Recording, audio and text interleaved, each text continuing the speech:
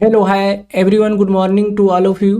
तो बता दीजिए आप सभी लोग कैसे हैं। इसके बाद हम लोग आज का सेशन स्टार्ट करेंगे।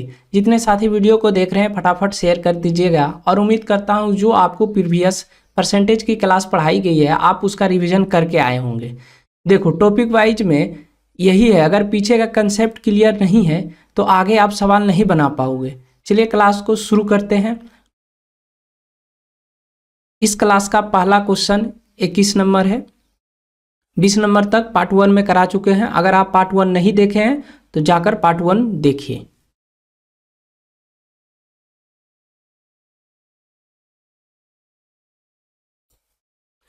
देखिए 21 नंबर सवाल क्या बोल रहा है।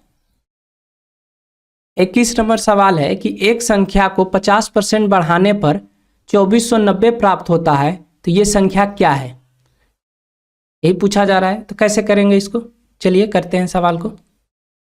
50% बढ़ाने 50% लिखते हैं, इसका फ्रैक्शन वैल्यू क्या होगा, तो इसका फ्रैक्शन वैल्यू होगा 1/2। ठीक है, 1/2 यानी कि कोई चीज अगर 2 का था तो 1 बढ़ाकर यानी 3 किया गया, क्योंकि बोला गया बढ़ाया जाता है 50%। 3 किया गया, 3 का वैल्यू बता रखा है, कितना बता रखा है 2490 बता रखा है 2490। तो ये कितना गुना है, ये इसका 830 गुना है। तो ये भी इसका 830 गुना हो जाएगा। जब ये इसका 830 गुना करेंगे तो कितना होगा 1660 होगा, यानी ऑप्शन नंबर डी इस सवाल का सही उत्तर हो जाएगा। ठीक है, काफ़ी सिंपल सवाल था।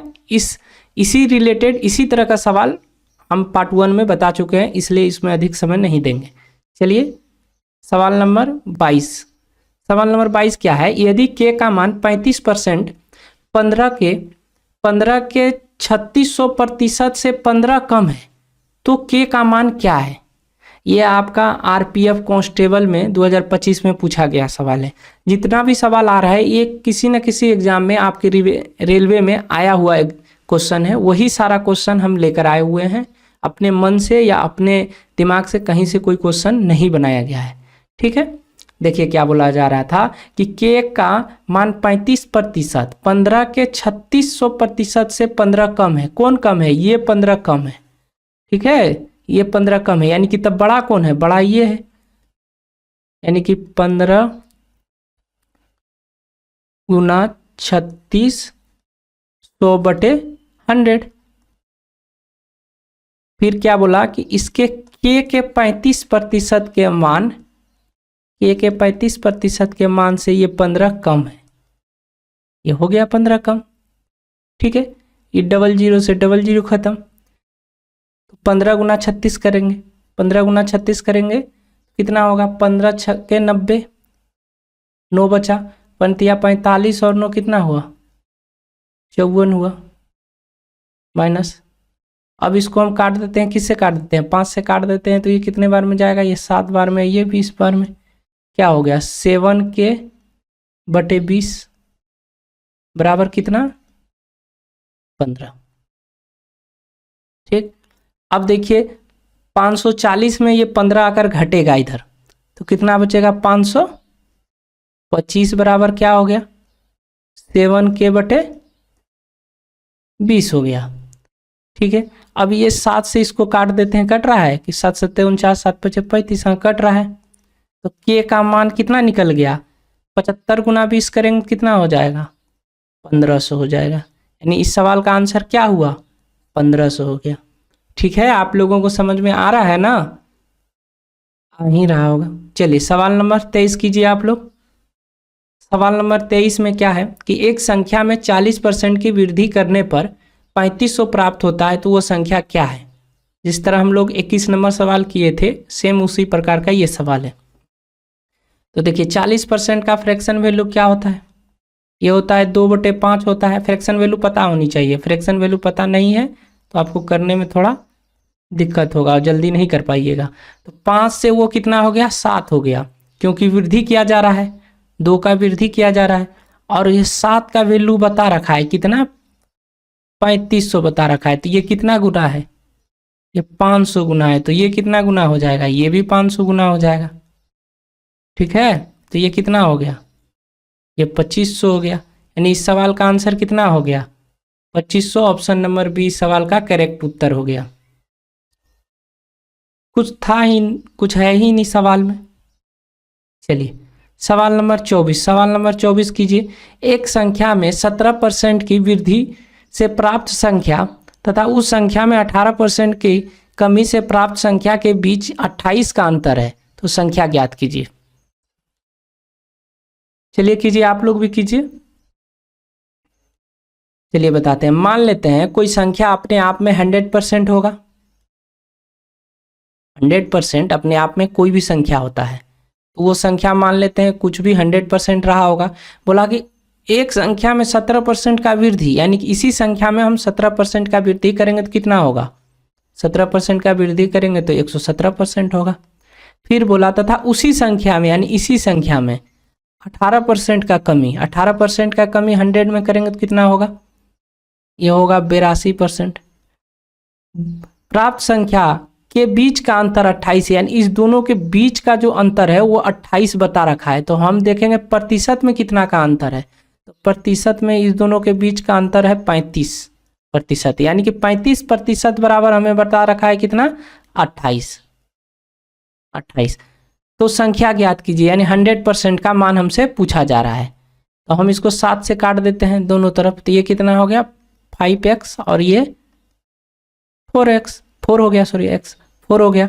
तो यहाँ कितना है? 100 है, तो 100 पुराने के लिए हमको क्या करना होगा? इधर 20 से गुना करना होगा। इधर 20 से क्या करना होगा? गुना करना होगा। जब इधर 20 से गुना कर रहे हैं तो इधर भी 20 से गुना होगा। तो इधर कितना हो जाएगा? इधर भी 80 हो जाएगा। यानी कि 100% का मान क्या हो जाएगा? यानी वो संख्या क्या रही होगी? 80 रही होगी। ऑप्शन नंबर सी सवाल का सही उत्तर हो जाएगा। चलिए सवाल नंबर 25 कीजिए।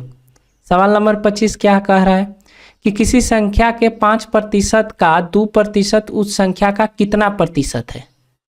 बताइए, ये सवाल बताइए। ये भी आपका RPF 2025 में आया हुआ है। कीजिए।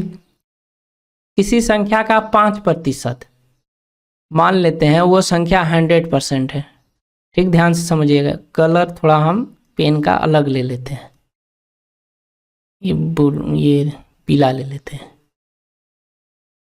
100% है।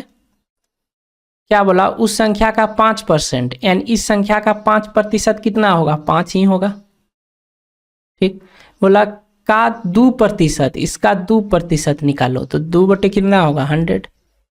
ठीक, तो जब इसको निकालेंगे तो कितना प्रतिशत हुआ? ये हुआ 10%। अब बोला तो उस संख्या का कितना प्रतिशत है? तो इस संख्या का कितना प्रतिशत है? तो इस संख्या का है 10। ये 10 निकाले हैं, और ये इस संख्या का, यानी कि 100 से इसको तुलना किया जा रहा है।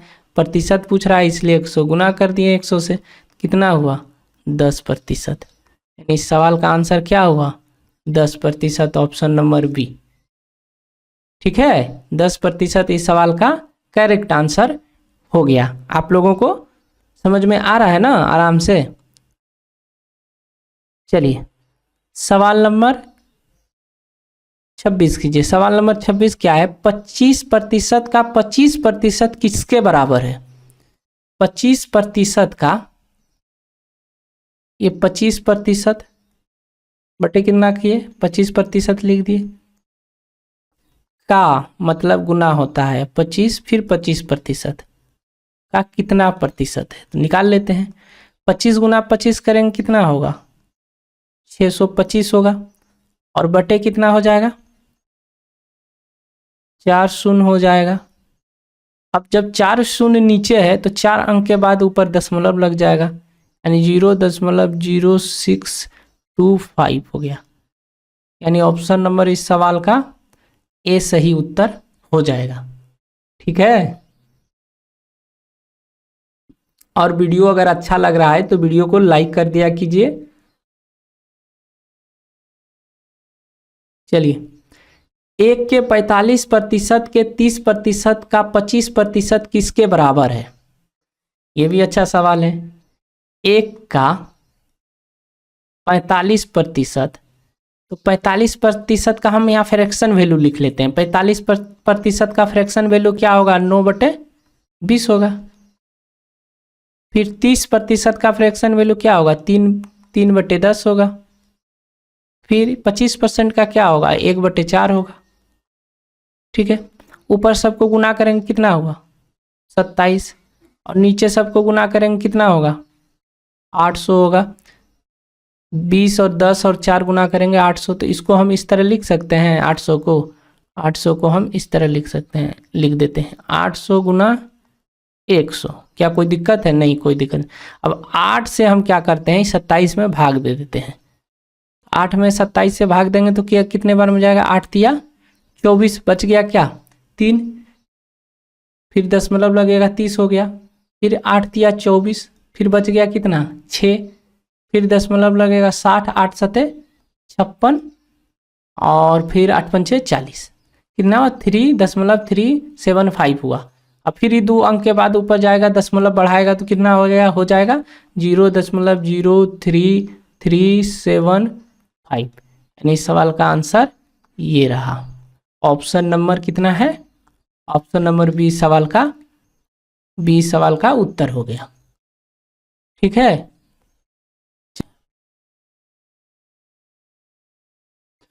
चलिए 29 नंबर सवाल देखिए। यदि x का 75% 1500 के 15% से 15 कम है, ठीक है, तो x का मान क्या है? 1500 के 15% से 15 कम है, कौन कम है? देखिए बात को समझिए, ये जो बोल रहा है x का 75% जो है 1500 के 15% से कम है, ये कम है, ये वैल्यू कम है इसके रिस्पेक्ट में। ये 1500 का 15% निकाल लेंगे, इसको फ्रैक्शन में लिख देते हैं 15% को। तो फ्रैक्शन में कितना होगा? 23। 15% होगा 3/20। ठीक, फिर बोला कि x के 75% का क्या होगा फ्रैक्शन वैल्यू? 3/4 बराबर 15। अब इस 20 से इसको काटेंगे, कितने बार में जाएगा? 75 बार में जाएगा। 75 गुना 3 करेंगे कितना होगा? 225 होगा। फिर इधर ये माइनस आएगा, 15 घट जाएगा, और इधर 3x/4 हो गया। यहाँ कितना हो गया? 210 बराबर 3x बराबर 4। 3 से ये कितने बार में जाएगा? 70 बार में। x बराबर क्या हो गया? 70 गुना 4 करेंगे कितना हो गया? 280 हो गया। यानी सवाल का आंसर कितना हो गया? 280 हो गया। ठीक है, बस एक ये चीज था कि किससे तुलना हो रहा है, ये बात अगर आप लोग पता कर लेते हैं तो आराम से सवाल को कर पाइएगा। चलिए सवाल नंबर अगला। यदि 280 के प्रतिशत 350 के 50% के बराबर है तो के का मान क्या है? देखिए क्या बोल रहा है कि 280 का के प्रतिशत, ठीक, बराबर है किसके? 350 के 50% के बराबर है। 50% के बराबर क्या मतलब? 1/2 लिख दिए।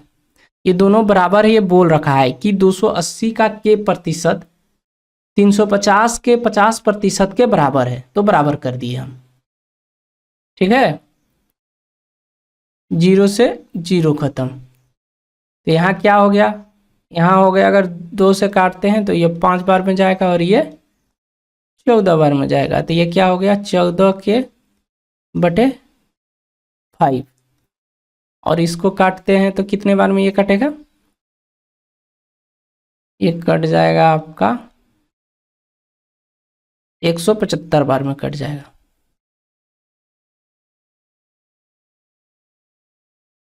क्या आप किसी से कोई कट रहा है? 7 से काटिए। 7 से काटेंगे ये 2 बार में जाएगा। ये 7 से काटेंगे, 7 दूना 14, 7 पचे 35 हुआ।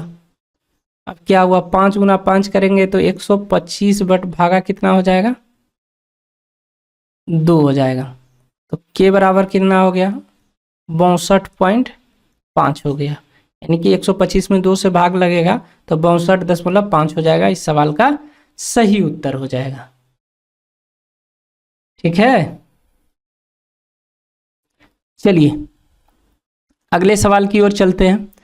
यदि किसी संख्या का 30% उसके 20% से 12 अधिक है तो वह संख्या क्या है? इस सवाल को कैसे कीजिएगा? बोला गया, ध्यान से देखिए, उसी तरह का सवाल है जिस तरह का एक पहले किए हैं हम लोग। अगले, किसी संख्या के 30% उसके 20% से 12 अधिक है। कौन अधिक है? बात को सुनिए, उसके 20% से 12 अधिक है। ये अधिक है, ये